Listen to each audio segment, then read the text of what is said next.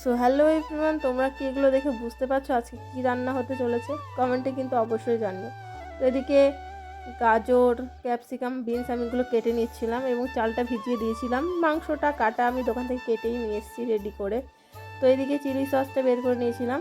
তো পেঁয়াজগুলোকে এদিকে পাপড়ির মতো করে ছাড়িয়ে নিলাম চিলি চিকেনের জন্য। এদিকে কাজু কিশমিশ কিন্তু রেডি, আমার বোন রেডি করে দিয়েছে।